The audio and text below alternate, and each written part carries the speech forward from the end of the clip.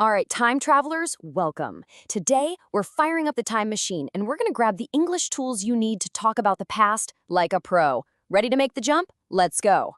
So let's dive right in. Take a look at this. On the left, you've got Chapel to Pet Castle way back in the 1800s, and on the right, that exact same view today. Wow, right? Things have definitely changed. Now, to talk about what used to be there, the trees, the old buildings, the whole vibe, we need a very specific tool in English. So that brings us to the big question. When we're looking at a scene from the past like this one, what do we actually say? How do we describe what existed before? Well, that's exactly what we're here to figure out. Every good adventure needs a map, so here's our itinerary. First, we'll crack the code of the past. Then, we'll use it to paint a scene. After that, we'll talk about what wasn't there. Then we'll do a little detective work and interrogate the past. And we'll finish up with a handy guide for all you time travelers. Okay, first stop on our tour, the code of the past. This is where we get the basic, fundamental tools we're gonna need for the rest of our journey. And you know what? The code is actually super simple. It's just two phrases, there was and there were. All they are is the past tense of there is and there are. We use them to say, pretty simply, that something existed at some point in the past. That's it. Okay, but here's the most important part. This is the number one rule you have to remember. It's all about one versus many. If you're talking about just one thing, you use there was. Like on the left, there was a bank. Simple. But the second you're talking about two or more things, you have to switch. You have to use there were. Like on the right, there were some banks. This difference is absolutely crucial. All right, code unlocked. Now let's have some fun and actually use these tools. We're going to travel back in time to one of the most legendary ships in history, the Titanic. Let's paint a picture of what it was like. So imagine you're stepping on board back in 1912. You look around and you can describe the scene perfectly now. For the single things, you'd say, wow, there was a swimming pool. And look, there was a barber shop. But then you see all the people and pets. So you'd say, there were 9 dogs on board, and there were many passengers.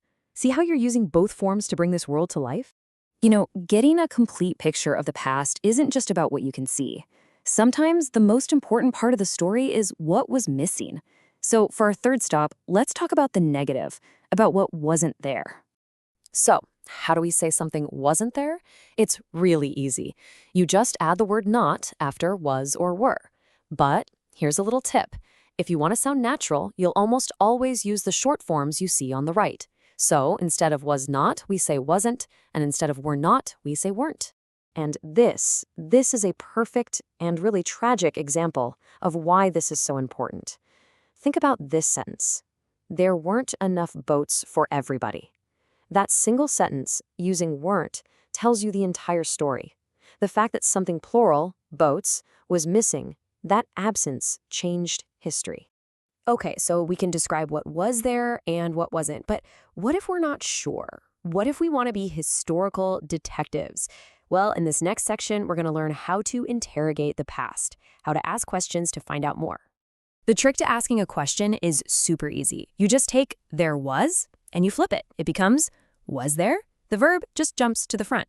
So, thinking back to what we just learned, let me ask you, was there a swimming pool on the Titanic? And if you are paying attention, you know the answer is yes, there was. And look at how we answer. It's clean, it's efficient. We just use the verb from the question to give our short answer. Was there? Yes, there was. Let's try another one. This time for a plural. The question starts with were because pets is plural, right? So the question is, were there any pets on board? And you got it. The answer is yes, there were. Again, notice the pattern. The question uses were, so the short answer uses were or weren't. It's a really consistent pattern, which makes it easy to remember. We have covered a ton of ground, so for our final section, I want to give you a crucial survival guide for all you future time travelers.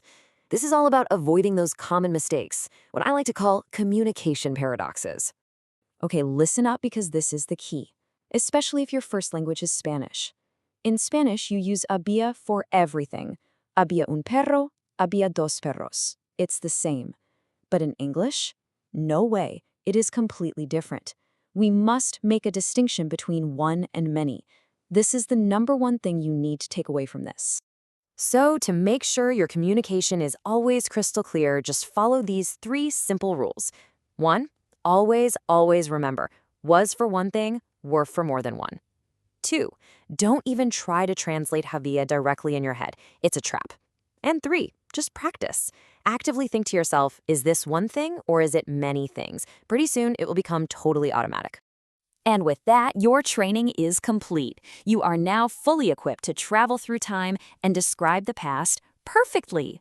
So I'm going to leave you with one last mission. Gone. Jump into your own personal time machine for a moment. Go all the way back to your childhood bedroom and tell me, what was there?